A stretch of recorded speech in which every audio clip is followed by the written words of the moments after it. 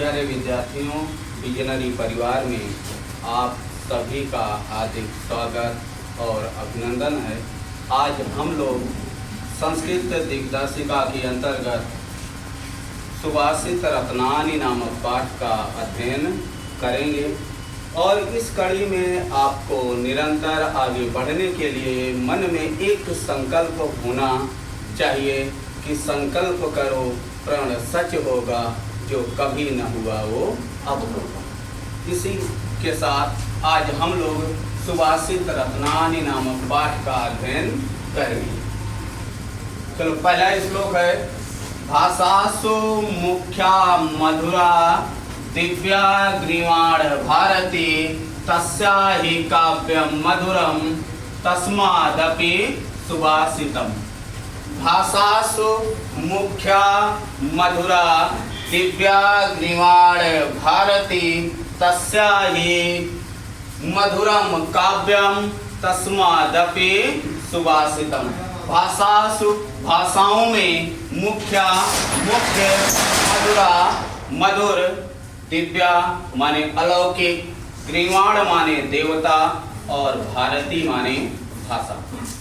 तो भाषाओं में मुख्य मधुर अलौकिक देवताओं की भाषा संस्कृत है। पहली लाइन का भाषासु मुख्या मधुरा दिव्या ग्रीवाण भारती। भाषाओं में मुख्य मधुर अलौकिक देवताओं की भाषा संस्कृत है। तस्या ही उससे भी अधिक, मधुरम माने मधुर, काव्य माने काव्य, उससे भी अधिक उसका काव्य मधुर है। और तस्मादपि माने उससे भी अधिक सुभाषितम माने सुक्तियां, मधुरम माने मधुर, उससे भी अधिक उसकी सुक्तियां मधुर है। तो तस्या ही मधुरम काव्यम, उससे अधिक उसका काव्य मधुर है। और तस्मादपि सुभाषितम, और उससे भी अधिक उसकी सुक्तियां मधुर है। तो एक में मिला के अर्थ देखना, भाषाओं में मुख्य मधुर अलौकिक देवताओं की भाषा संस्कृत है, उससे अधिक मधुर उसका काव्य है और उससे भी अधिक मधुर उसकी सुक्तियां हैं। दूसरा श्लोक,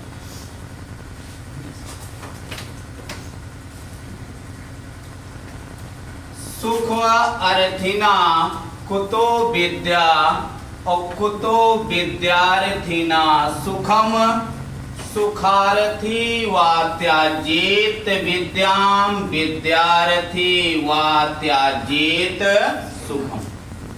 सुख अर्थिना, अर्थिना माने चाहने वाला और सुख माने सुख को। तो सुख को चाहने वाले को, कुतो माने कहाँ और विद्या माने विद्या। तो सुख को चाहने वाले को विद्या कहाँ, और विद्यार्थिना सुखो कुतो, और विद्या अर्थिना विद्या को चाहने वाले को सुख कहाँ। सुखार्थिना, सुख माने सुख, अर्थिना माने चाहने वाला। तो सुख को चाहने वाले को कुतो विद्या, विद्या कहाँ, और विद्यार्थिना कुतो सुखम, और विद्या चाहने वाले को सुख।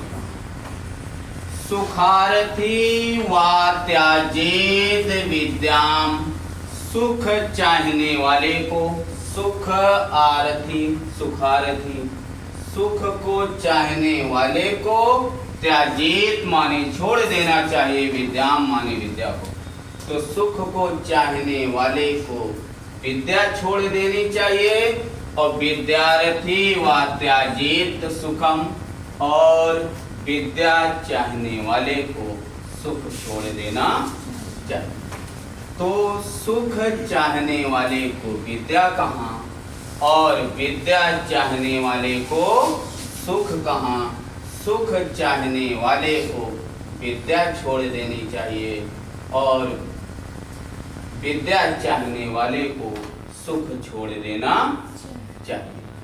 तीसरा श्लोक, जल बिंदु निपातेन क्रमशः पूरयते घटा सा हेतु सर्व विद्यायां धर्मश्च धनश्च।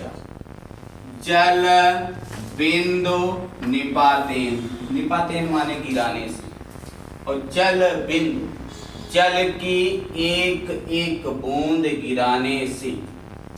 तो जल बिंदु निपातेन, जल की एक एक बूंद गिराने से क्रमशः, क्रम से, धीरे धीरे, पूर्यते भर जाता है या पूरा हो जाता है, घटा माने घड़ा। तो जैसे जल की एक एक बूंद गिराने से क्रमशः, क्रम से, धीरे धीरे घड़ा भर जाता है। सा हेतु, सा माने वही, हेतु माने नियम या कारण। तो वही नियम या वही कारण सर्व विद्यायाम, सभी विद्याओं के लिए होता है। सा हेतु सर्व विद्या नाम, वही हेतु, वही कारण या वही नियम सभी विद्याओं के लिए होता है। धर्मश्च और धनश्च, चाहे धर्म का क्षेत्र हो और चाहे धन का क्षेत्र। तो जैसे जल की एक एक बूंद गिराने से क्रमशः, धीरे धीरे, पूर्यते घटा, पूरा घड़ा भर जाता है। सा हेतु, वही नियम या वही कारण सर्व विद्यायाम, सभी विद्याओं में लगता है। धर्मश्च धनश्च, चाहे धर्म का क्षेत्र हो और चाहे धन का क्षेत्र। तीसरा,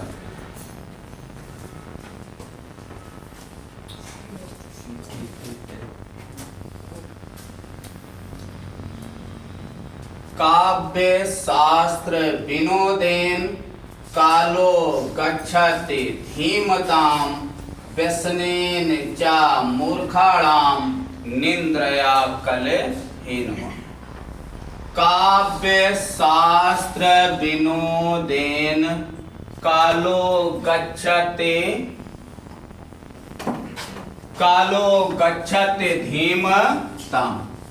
काव्य शास्त्र विनोदेन, विनोदेन माने आनंद, और काव्य शास्त्र और धीमताम माने विद्वान, विद्वानों का बहुवचन।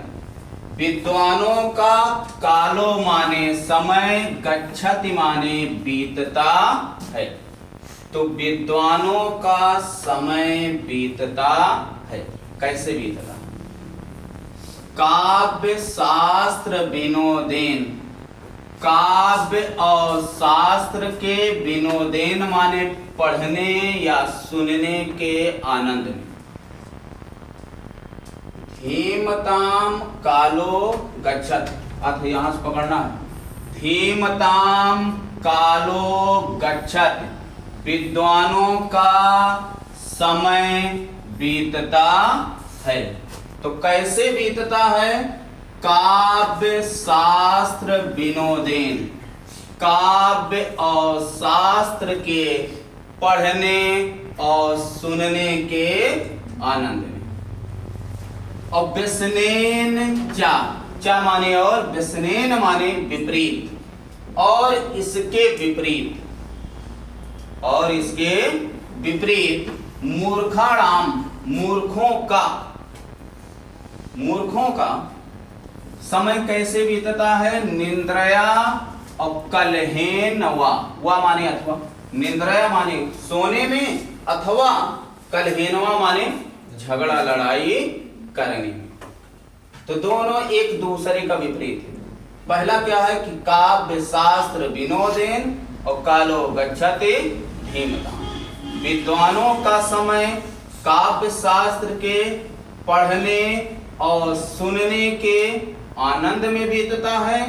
इसके विपरीत मूर्खों का समय निद्रा यानी सोने में और कलहेनवा अथवा झगड़ा लड़ाई करने में बीतता है। तीसरा, पांचवा, ना चौरहार्यम ना चाराजहार्यम और ना भ्राति भांजम ना चाभारकारी व्यये कृते बधयतयो नित्यम विद्याधनम सर्वधनम प्रधान। कवि को केवल यही अंतिम लाइन बतानी थी और अंतिम लाइन के लिए ऊपर 3 लाइन लिखा कि विद्याधनम सर्वधनम प्रधानम। जो विद्या रूपी धन है, विद्याधनम सर्वधनम प्रधानम, वो सभी धनों में प्रधान है, मुख्य है। क्यों मुख्य है? तो ऊपर 3 लाइन बताया कि जो विद्या रूपी धन है ये सभी धनों में प्रधान है। क्यों है? क्योंकि ना चौरहार्यम, हार्यम माने हरण करना या चुराना और चौर माने चोर, क्योंकि चोर इसे चुरा नहीं सकता, इसलिए विद्याधनम सर्वधनम प्रधान। इसलिए जो विद्या रूपी धन है वो सभी धनों में प्रधान है। और नाचा राजहार्यम, राज माने राजा और हार्यम माने हरण करना या छीनना। ना तो राजा के द्वारा हरण किया जा सकता है या छीना जा सकता है, इसलिए विद्याधनम सर्वधनम प्रधान।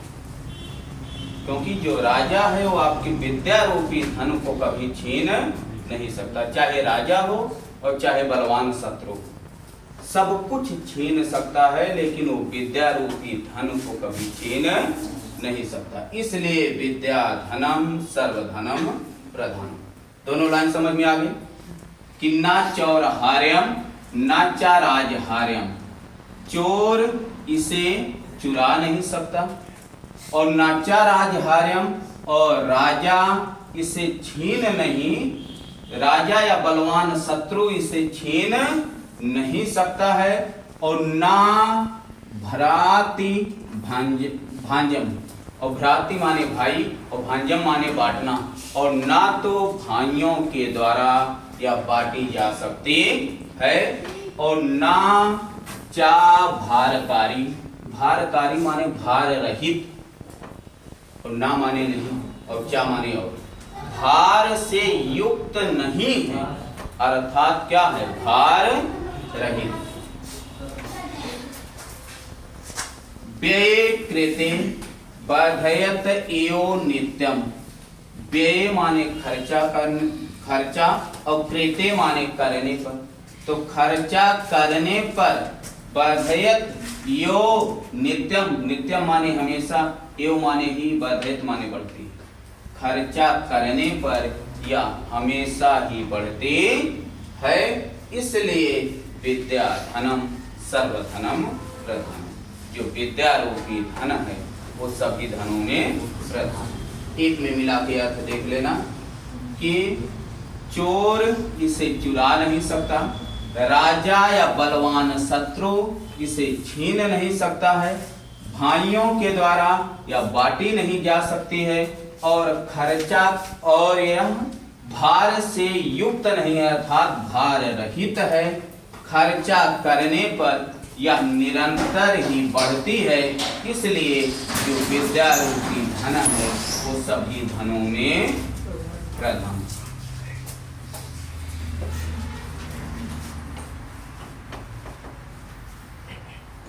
अगला,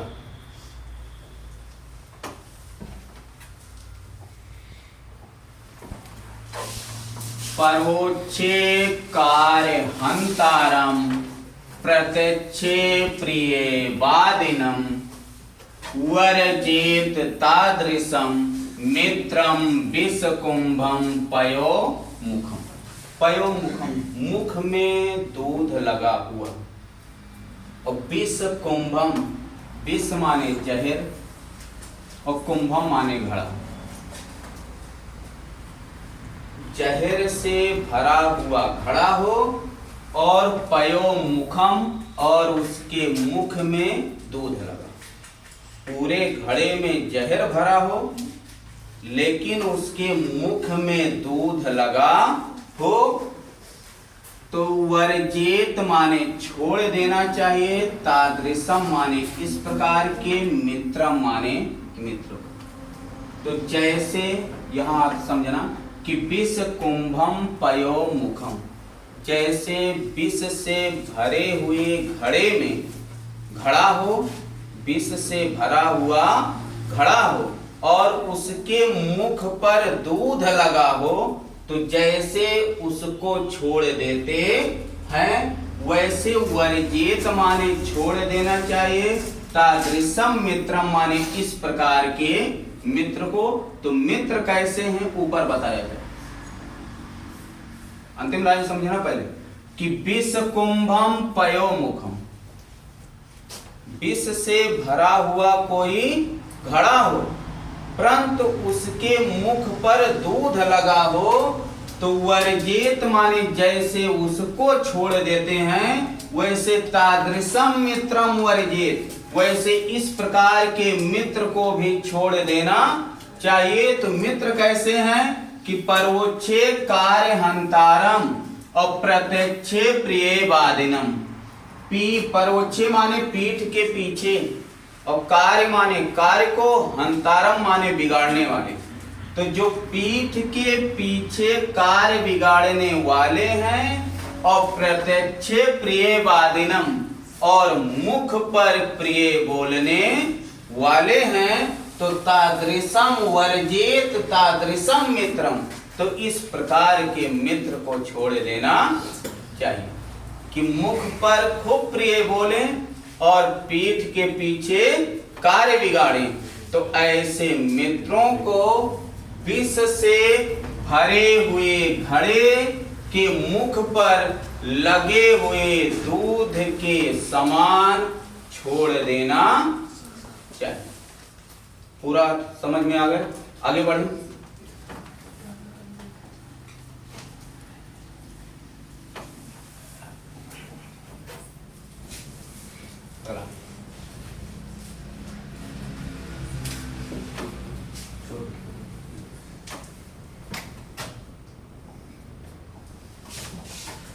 उदेति सविता ताम्रस ताम्र युवा अस्तिम योति संपत्त्यो चा विपत्त्यो चा महताम एक रूपता।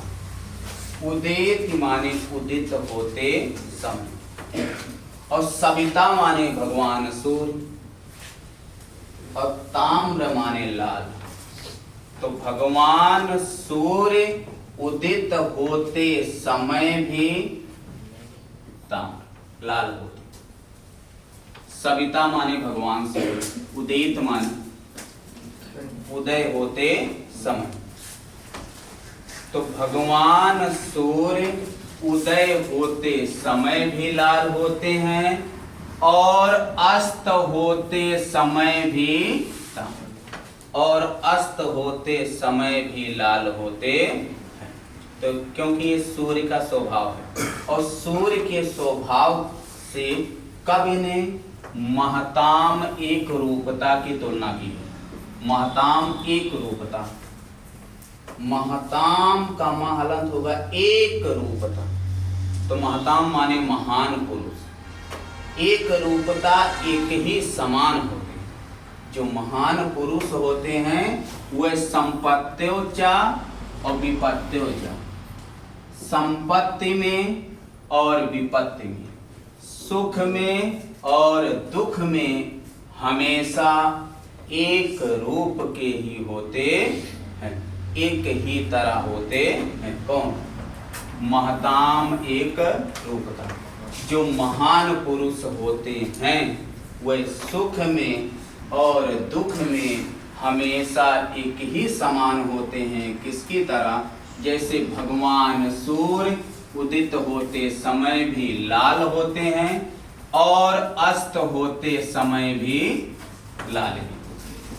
तो जैसे भगवान सूर्य उदित होते समय भी लाल होते हैं और अस्त होते समय भी लाल ही होते हैं, उसी प्रकार से जो महान पुरुष होते हैं वह संपत्ति में और विपत्ति में हमेशा एक ही रूप में होते हैं। अगला, विद्या विवादाय धनम मदाय शक्ति परेशान परिपीडनाय खलस साधो विपरीतम एतत्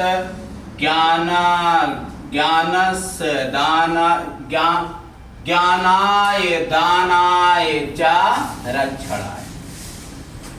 विद्या विवादाय धनम मदाय शक्ति परेशान परिपीडनाय खलस साधो विपरीतम एतत् ज्ञानाय दानाय च रक्षणाय।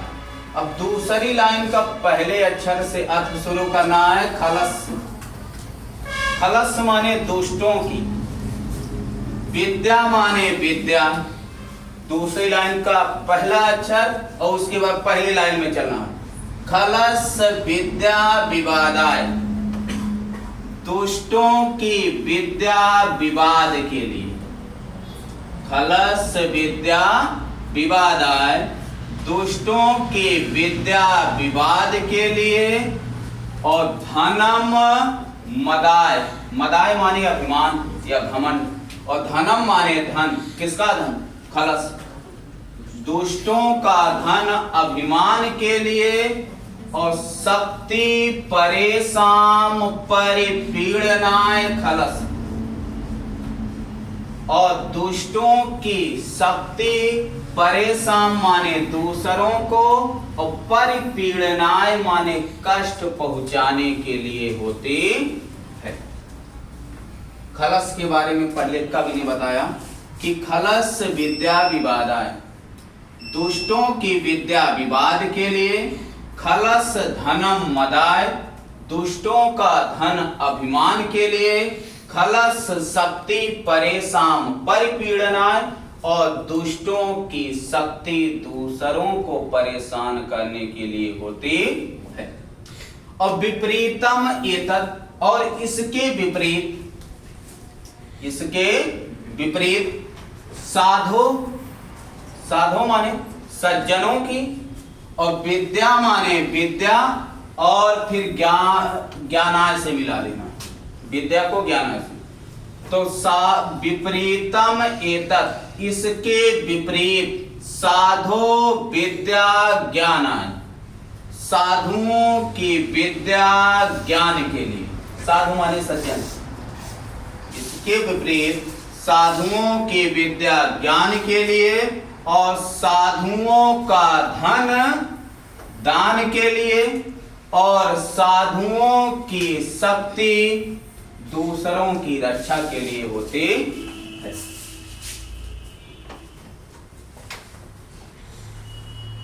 इसे अर्थ देखना। खलस विद्या विवादाय, दुष्टों की विद्या विवाद के लिए। धन खलस धनम मदाय, दुष्टों का धन अभिमान के लिए। खलस शक्ति परेशान परिपीडनाय, और दुष्टों की शक्ति दूसरों को परेशान करने के लिए होती है। इसके विपरीत विपरीतम एतत्, इसके विपरीत साधो विद्या ज्ञानाय, साधुओं की विद्या ज्ञान के लिए, और साधुओं का धन दान के लिए, और साधुओं की शक्ति दूसरों की रक्षा के लिए होती है। पूरा अर्थ एक में मिला के, दुष्टों की विद्या विवाद के लिए, धन अभिमान के लिए, और शक्ति दूसरों की रक्षा करने के लिए होती है। इसके विपरीत साधुओं की विद्या ज्ञान के लिए, धन दान के लिए, और शक्ति दूसरों की रक्षा करने के लिए होते हैं। अगला, सहसा विदधित न क्रियाम अविवेका परम आपदम पदम वर्णोते ही प्रिमृषकारिणाम गुणलुब्धा स्वमेव संपदा। सहसा विदधित न क्रियाम अविवेका, अचानक, सहसा माने अचानक, बिना विचार किए, क्रियाम माने कार्य को, और विदधित माने करना और ना माने नहीं। तो बिना विचार किए अचानक कोई कार्य करना नहीं चाहिए। सहसा विदधित ना माने नहीं, और सहसा माने अचानक, अचानक बिना विचार किए क्रियाम ना, कोई भी कार्य करना नहीं चाहिए। और यदि किए तो अविवेका, बिना विचार किए ना, तो अविवेका माने बिना विवेक लगाए, बिना बुद्धि लगाए, तो वही हो गया कि बिना विचार किए अचानक, बिना बुद्धि लगाए अचानक कोई भी कार्य करना नहीं चाहिए। और यदि किए तो परम आपदम पदम, अत्यधिक आपत्तियां आने वाली, अत्यधिक विपत्तियां आने वाली है, अत्यधिक मुसीबत आने वाली। तो इसलिए बिना विचार किए कोई भी कार्य अचानक करना नहीं चाहिए। और बिना विचार किए गए कार्य पर अनेक प्रकार की विपत्तियां आती ही रहती हैं। और वर्णोते ही प्रिमृषकारिणाम गुणलुब्धा स्वमेव संपदा। गुणलुब्धा, गुणों से युक्त गुणवान व्यक्ति, गुणों से युक्त गुणवान व्यक्ति, और स्वमेव माने अपने आप ही, संपदा माने संपूर्ण संपत्तियां, जितनी भी संपत्ति है। तो गुणलुब्धा स्वमेव संपदा, गुणवान व्यक्ति को स्वयं ही संपूर्ण संपत्तियां, क्योंकि संपदा बहुवचन है, तो संपूर्ण संपत्तियां वरुणति माने वरण कर लेती हैं, अपना लेती हैं। और प्रिमृषकारिणम, जो अच्छी प्रकार से विचार करके कार्य करता है। तो अच्छी प्रकार से विचार करके कार्य करने वाले गुणवान व्यक्ति को संपूर्ण संपत्तियां अपने आप ही वर्ण कर लेती हैं, अपना लेते हैं। तो पूरा अर्थ कि अचानक बिना विचार किए कोई भी कार्य करना नहीं चाहिए। बिना विचार किए गए कार्य पर आपत्तियां, विपत्तियां आती ही रहती हैं। इसलिए विचार करके कार्य करने वाले गुणवान व्यक्ति को संपूर्ण संपत्तियां अपने आप ही वर्ण कर लेती हैं, अपना लेती हैं। समझ में आ गया पूरा? आगे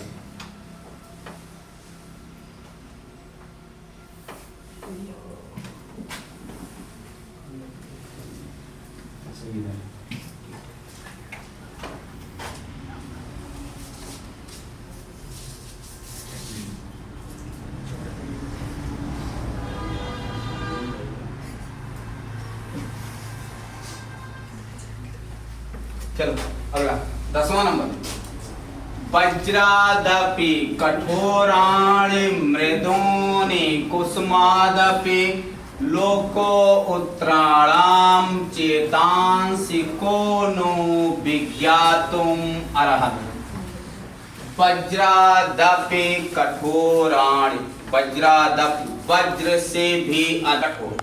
पहली लाइन का अर्थ है कि वज्रादपि कठोराणि, वज्र से भी अधिक कठोर, और मृदूनि कुसुमादपि, और फूल से भी अधिक कोमल लोको उत्तराणाम चेतंसि को नु विज्ञातुम अर्हत्। लोको माने संसार में, उत्तराणाम माने जो सबसे श्रेष्ठ है, जो सबसे उत्तर है। तो संसार में जो सबसे श्रेष्ठ ऐसे व्यक्तियों के चेतंसि माने मन को नु विज्ञातुम माने जान और अर्हति माने सकता है। तो ऐसे व्यक्तियों के मन को कौन जान सकता है? कौन जान सकता है? अर्थात कोई नहीं। क्यों नहीं जान सकता? क्योंकि वज्रादपि कठोराणि, कभी उसका हृदय वज्र के समान कठोर हो जाता है, उसके हृदय में दया वया नहीं रह जाती। और कभी कभी एक ही मिनट में वज्र के समान कठोर हुआ था और एक ही मिनट में फूल के समान कोमल हो गए। तो ऐसे संसार में ऐसे जो सबसे श्रेष्ठ लोग हैं, जो सबसे उत्तर में हैं, ऐसे लोगों के मन को कौन जान सकता है? अर्थात कोई नहीं कि भैया सब कब एक कठोर हो जाए और कब एक कोमल हो जाए, कुछ पता ही नहीं। अभी एक मिनट पहले एकदम कोमल थे और एक मिनट नहीं बीता तो ये सेकंड में एकदम वज्र के समान कठोर हो गए।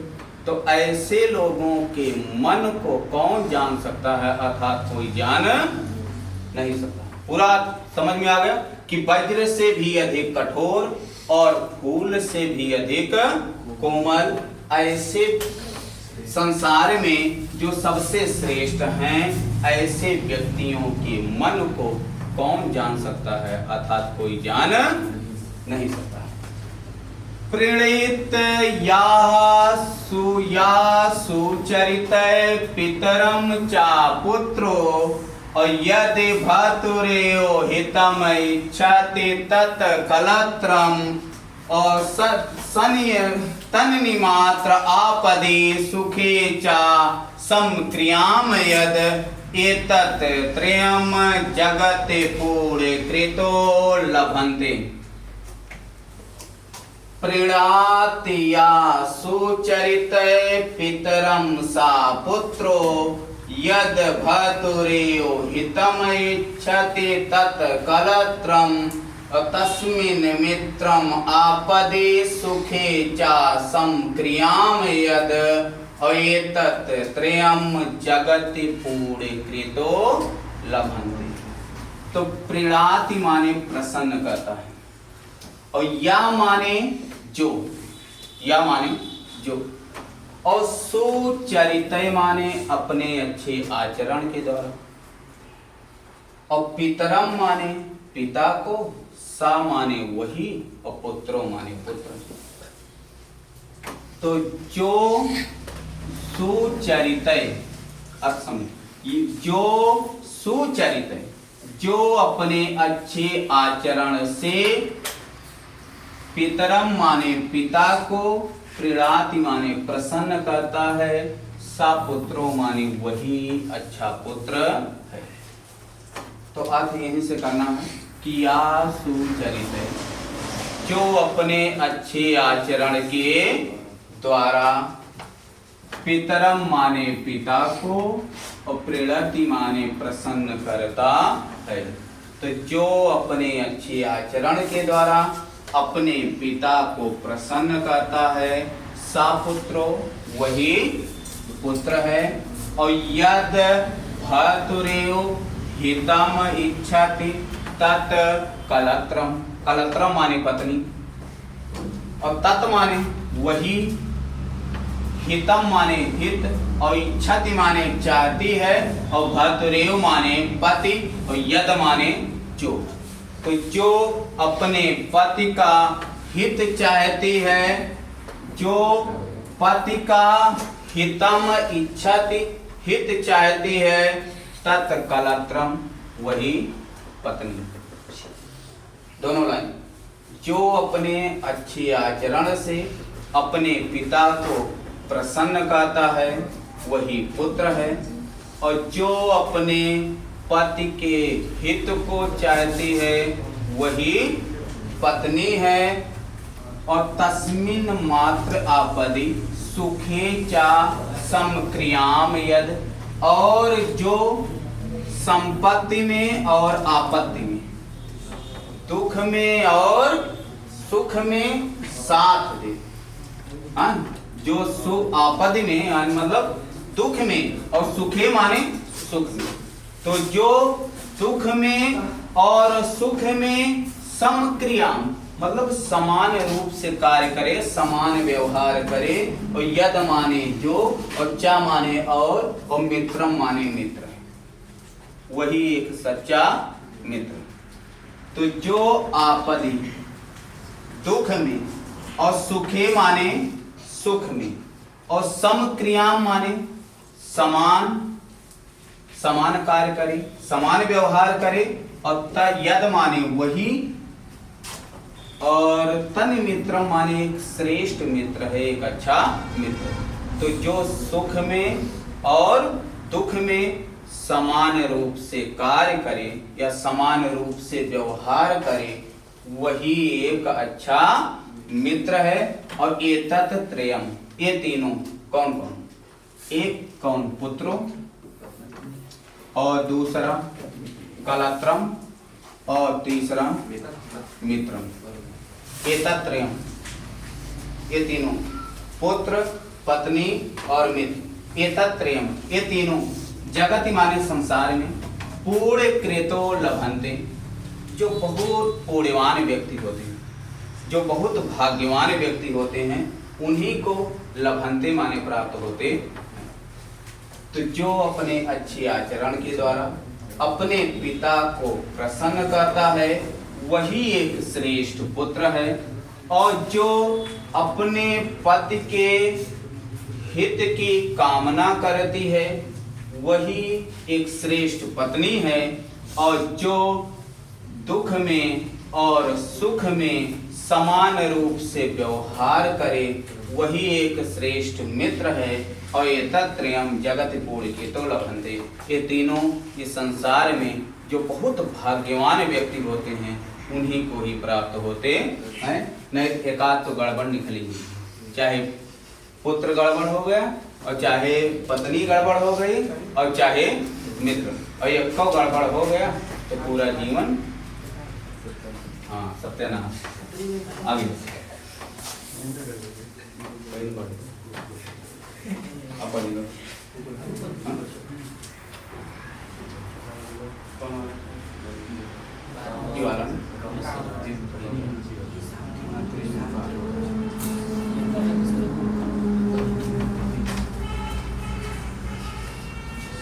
चलो देखो 12 है ना, 12 नंबर। कामान दुग्धे विप्रकर्ष लक्ष्मीं कीर्तिं सूते दुष्कृतं या हन्ये अस्ति। और शुद्धां शांतं मातरं मंगलानां धेनुं धीरा सुनृतं वाचम। आओ तो कामान दुग्धे विप्रकर्ष लक्ष्मीं कीर्तिं सूते दुष्कृतं या हन्यस्ति। शुद्धां शांतं मातरं मंगलानां धेनुं धीरा सुनृतं वाचम। आओ कामान दुग्धे, दुग्धे माने उत्पन्न करती, और कामान माने कामनाओं को, और विप्रकारस्यम कारस लक्ष्मी, विप्र माने दरिद्रता को, गरीबी को, कारसम माने दूर करती है। वो दोनों कौन है? लक्ष्मी माने लक्ष्मी। तो जो कामनाओं को उत्पन्न करें, इच्छाओं को उत्पन्न करें और दरिद्रता को दूर करें, वो लक्ष्मी। क्योंकि बिना लक्ष्मी के कोनो कामना उत्पन्न नहीं होगी, न पूरी होगी और न ही उत्पन्न होगी। और जब लक्ष्मी है ये नहीं तो कामना उत्पन्न ही नहीं होगी, और दरिद्रता भी दूर होगी किसके द्वारा? लक्ष्मी।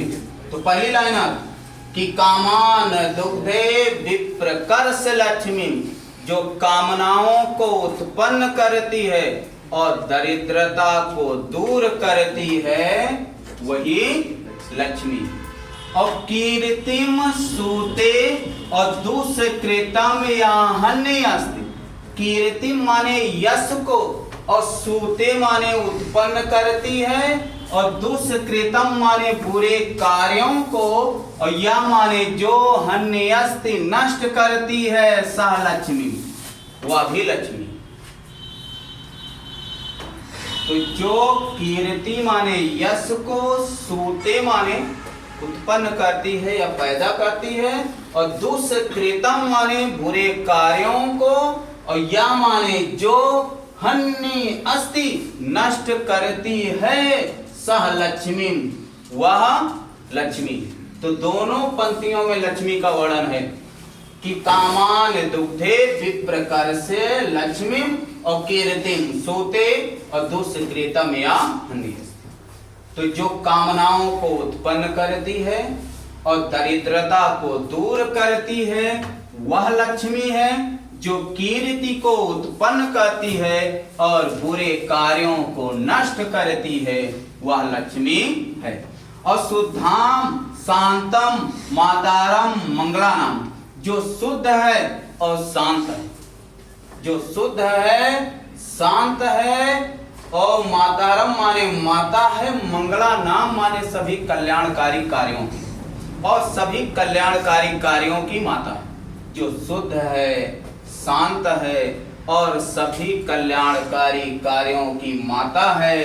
धेनुम धीरा सु निताम वाचम माने बाड़ी में आहू माने कहा है और धीरा माने धैर्यवान और सो नेता सत्य और असत्य।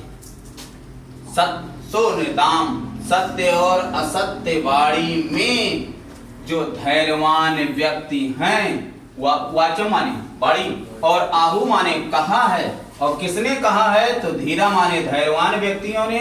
और किस बाड़ी में कहा है? तो सुनेता माने सत्य और असत्य बाड़ी में जो धैर्यवान व्यक्ति हैं वही इसे कामधेनु कहते हैं, कामनाओं को पूरा करने वाली गाय कहते हैं। पूरा आप समझ लेना कि जो कामनाओं को उत्पन्न करती है, दरिद्रता को दूर करती है, कीर्ति को उत्पन्न, कीर्ति माने यश, यश को उत्पन्न करती है, बुरे कार्यों को नष्ट करती है, वह लक्ष्मी है। जो शुद्ध है, शांत है, सभी मंगलों की, सभी कल्याणकारी कार्यों की माता है, उसको धैर्यवान व्यक्तियों ने सत्य और असत्य बाड़ी में कामधेनु कहा है।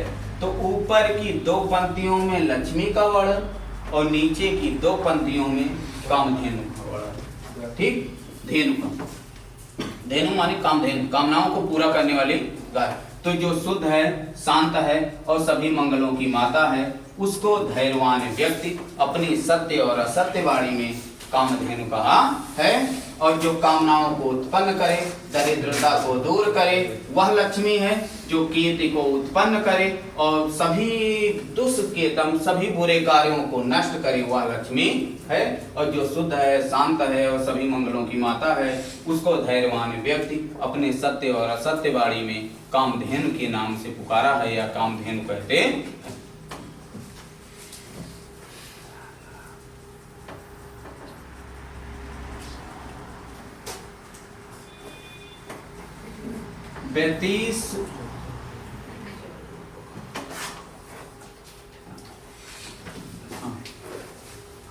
व्यतीस जाति पदार्थ अनंतरा को अपि हेतु ना खलो बहि रूप अधीनान प्रीतया संश्रियन्ते और विकसंत ही पतंग उदकये पुंडरीकम और द्रवती चा हिमर समावधुगते चा चंद्र कांता। व्यतिस जाति पदार्थ अनंतरा कोअपि हेतु, हेतु माने कारण और कोअपि माने कोई भी, तो कोअपि हेतु कोई भी कारण है, हेतु माने कारण और कोअपि माने कोई भी, तो कोई भी कारण है जो पदार्थों को आंतरिक रूप से व्यतिस जात मिलाने के लिए, आपस में मिलाने के लिए, तो पदार्थों को आपस में मिलाने के लिए, और मिलाना कैसे है? आंतरिक रूप से, तो पदार्थों को आपस में आंतरिक रूप से मिलाने वाला कोअपि हेतु कोई भी कारण हो सकता है। पहली लाइन समझ में आ गई कि पदार्थों को आंतरिक रूप से, पदार्थों को आंतरिक रूप से मिलाने वाला कोअपि हेतु कोई भी कारण हो सकता है। ना खलु बहिरूपधीना प्रीतया संश्रियन्ते, प्रीतया माने प्रेम, प्रीतया माने प्रेम, और संश्रियन्ते माने आश्रित होता है, संश्रियन्ते माने आश्रित होता है, क्योंकि जो प्रेम है ना वो खल माने निश्चित रूप से, ना माने नहीं, बहिरूप अधीना माने बाहरी रूप पर कभी आश्रित नहीं होता, क्योंकि जो प्रेम है वह निश्चित रूप से कभी भी बाहरी रूप पर आश्रित नहीं होता है। तो दोनों लाइन का होगा कि पदार्थों को आपस में मिलाने वाला, आंतरिक रूप से मिलाने वाला कोई भी कारण हो सकता है, क्योंकि जो प्रेम है वह निश्चित रूप से बाहरी रूप पर आश्रित नहीं होता है। क्यों नहीं होता है? क्योंकि विकसत ही पतंगयो उदय पुंडरीकम, पुंडरीकम माने कमल, पुंडरीकम, पुंडरीकम माने कमल, और विकसत माने विकसित होता है, कमल विकसित होता है। कब? जब पतंग उदय, जब भगवान सूर्य प्रकाशित होते हैं तभी जो है कमल विकसित होता है, क्योंकि भगवान सूर्य के निकलने पर ही कमल विकसित होता है। और द्रवती चा, द्रवती माने पिघलना, और चा माने और, हिम रसा उदगते चंद्रकांता, चंद्रकांता एक मणि, चंद्रकांता क्या है? मणि, और चंद्रकांता जो मणि है वो द्रवती माने पिघलती है जब भगवान चंद्रमा निकलते हैं तब। सूर्य के निकलने पर कमल विकसित होगा और भगवान चंद्रमा के निकलने पर ही जो चंद्रकांता मणियां हैं वो पिघलती हैं। चंद्रकांता मणियों में उनका स्वभाव ही है, चाहे जितना पिघला लो, चाहे जितना उपाय लगा लो, जब उनके ऊपर सूर्य का, भगवान चंद्रमा का प्रकाश पड़ेगा तभी वो पिघलेगी, नहीं तो पिघलेगी नहीं। तो पूरा अर्थ देखना आप कि पदार्थों को आंतरिक रूप से मिलाने वाला कोई भी कारण हो सकता, तो पदार्थों को आंतरिक रूप से मिलाने वाला कोई भी कारण हो सकता है, क्योंकि जो प्रेम है वो निश्चित रूप से बाहरी रूपों पर आश्रित नहीं होता, क्योंकि जो प्रेम है वह निश्चित रूप से बाहरी रूपों पर आश्रित नहीं होता है। भगवान सूर्य के उदय होने पर ही कमल की पंखुड़ियां विकसित होती हैं और भगवान चंद्रमा के उदय होने पर ही चंद्रकांता मणियां पिघलती हैं। अगला, हाँ अगला बहुत महत्वपूर्ण है, ध्यान रखो। निंदन्तो नेति निपुणा यदि वा अस्तुवन्ति, निंदन्तो नेति निपुणा निंदन्त नीति निपुणा यदि वा अस्तुवन्तो लक्ष्मी समाविशतु गच्छतु वा यथेष्टम् अद्येव वा मरणम् आस्तु युगान्तरे वा न्यायाथ पथा प्रविचलन्ति पदं न धीरा। निंदन्तु नीति निपुणा यदि वा अस्तुवन्ते लक्ष्मी समाविशतु गच्छतु वा यथेष्टम् अद्येव वा मरणम् मास्तु युगान्तरे वा न्यायात् पथा प्रविचलन्ति पदं न धीरा। जो धैर्यवान व्यक्ति हैं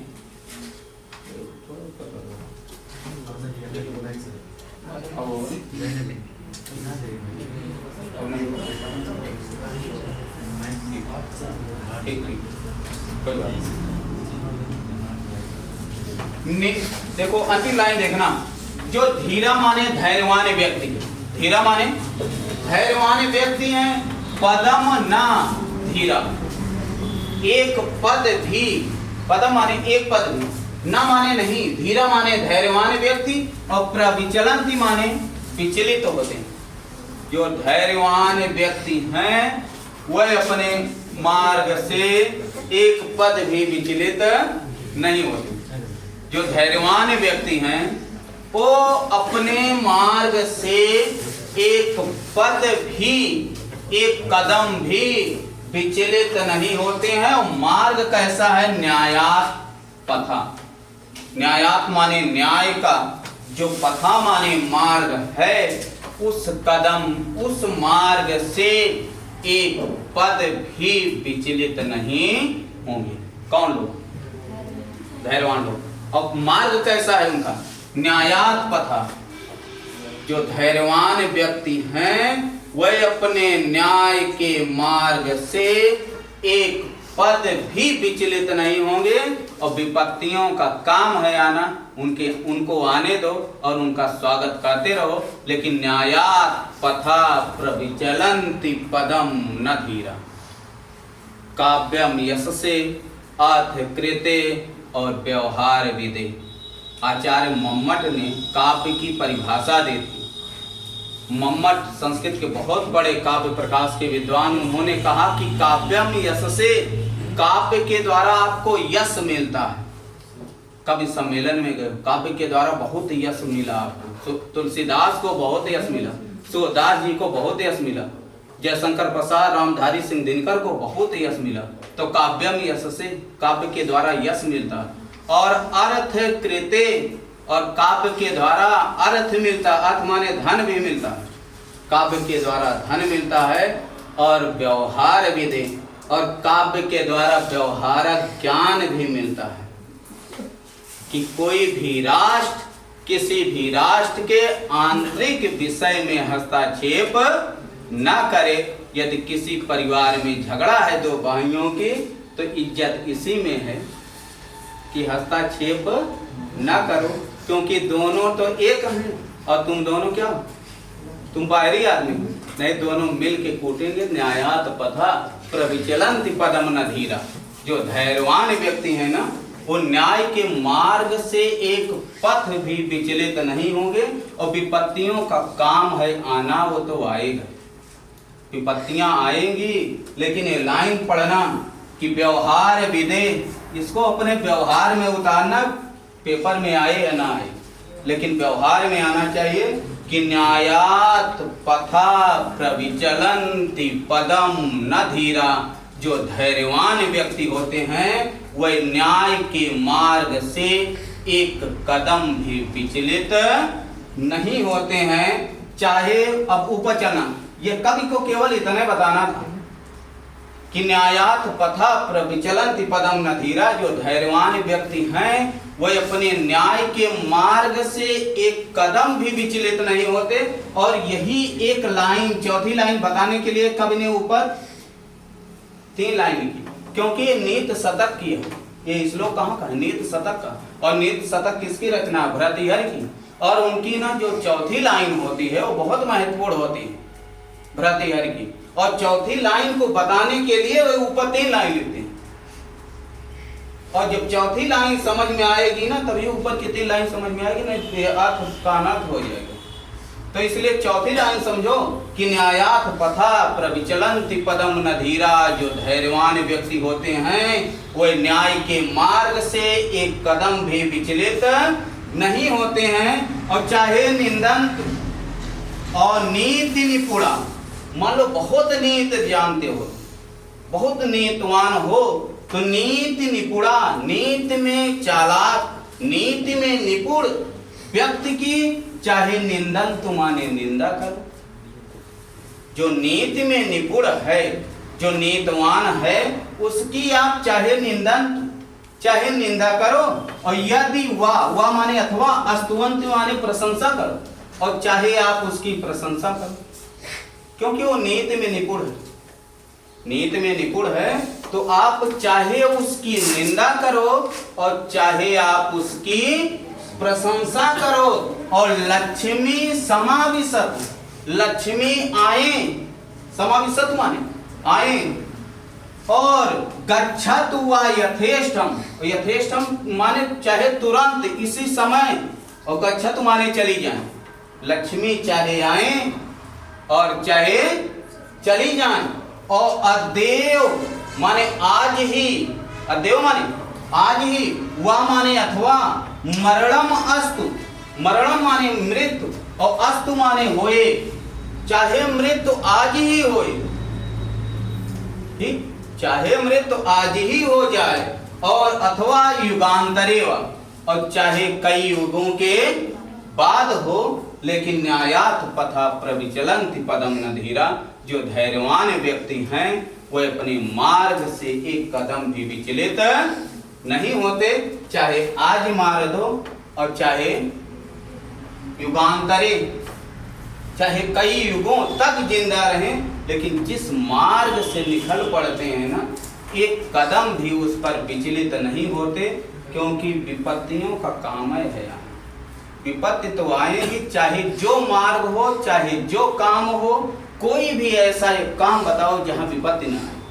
और यदि आप प्रविचलन्ति, तब विपत्ति तो और आएगी, विपत्ति और तेज आएगी। जब डर जाओगे ना तो विपत्ति और आएगी। इसलिए ये लाइन पढ़ के जाना, परीक्षा में आए या ना आए, क्योंकि जाग तुझको दूर जाना। मार्ग तो बहुत लंबा है और विपत्तियां हर मार्ग पर आएंगी, लेकिन भृतृहरि की ये लाइन याद रखना कि न्यायात् पथा प्रविचलन्ति पदम न धीरा। जो धैर्यवान व्यक्ति होते हैं वे न्याय के मार्ग से एक कदम भी विचलित नहीं होते। तीनों लाइन ऊपर समझ में आ गई।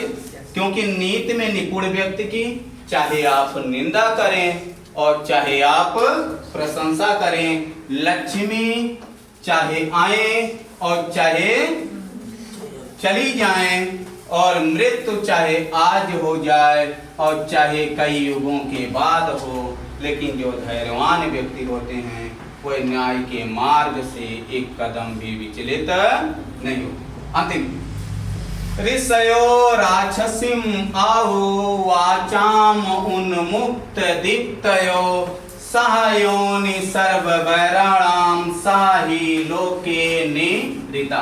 निरिता माने विपत्ति होती, निरिता माने विपत्ति, और लोकस, लोकस माने संसार की, और सर्व वैराणाम सभी वैरों का, सभी दुश्मनियों का, सह यौन, यौन माने जन्म देने वाला स्थान, तो सह यौन जन्म देने वाला स्थान, और सर्व वैराणाम तो सभी वैरों को जन्म देने वाला, और लोकस संसार में जो निरिता माने जो विपत्तियां हैं, और ऋषयो माने ऋषियों ने, राक्षसी माने राक्षसी, आहु माने कहा है, वाचम माने बाड़ी के, बाड़ी को, उन्मुक्त और दीप्तयो, उन्मुक्त माने मतवाले, और दीप्तयो अभिमानी। जो अभिमानी और मतवाले लोग, मतवाले और अभिमानी लोग हैं, उनकी वाचम माने बाड़ी को, आहु माने कहा है, किसने? ऋषियों ने। और कैसी बाड़ी कहा है? राक्षसी बाड़ी कहा है। यहाँ अभिमानी लोगों की बाड़ी को ऋषियों ने राक्षसी बाड़ी कहा है। क्यों कहा है?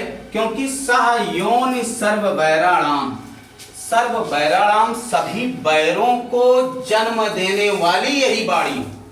और बाड़ी मीठी हो तो बैर जन्म नहीं लेती।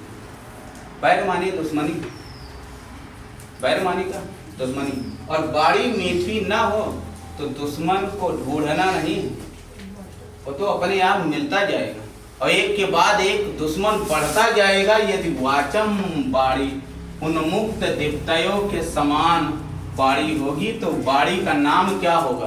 राक्षसी। तो ऋषियों ने उन्मुक्त माने मतवाले और अभिमानी लोगों की बाड़ी को राक्षसी बाड़ी कहा है। क्यों कहा है? क्योंकि सह योनि सर्व बैराणाम, सभी बैरों को जन्म देने वाली। बैर का मतलब समझ में आया? दुश्मनी। क्योंकि सभी दुश्मनी को वही संसार में, लोकस माने संसार में सभी दुश्मनी को जन्म देने वाली है। और निरिता माने जितनी विपत्ति है ना इस संसार में, जितनी विपत्ति है इसी बाड़ी की ही देन। क्योंकि बाड़ी यदि अच्छी होगी तो विपत्ति नहीं आएगी, और बाड़ी राक्षसी होगी तो विपत्ति को बुलाना नहीं है, वो तो लगातार आती ही रहेगी। परीक्षा के लिए आपको अग्रिम शुभकामनाएं। विद्यार्थियों, यदि आज जो पाठ आपको पढ़ाया गया सुभाषित रत्नान, यदि आपको अच्छा लगा हो तो आप हमारे YouTube channel visionary study hub को अपना बनाएं और उस पर प्यार और दुलार बनाए रखें, जिससे हम आपके लिए अगला अग्रिम वीडियो आगे भी लेकर आते रहेंगे। धन्यवाद।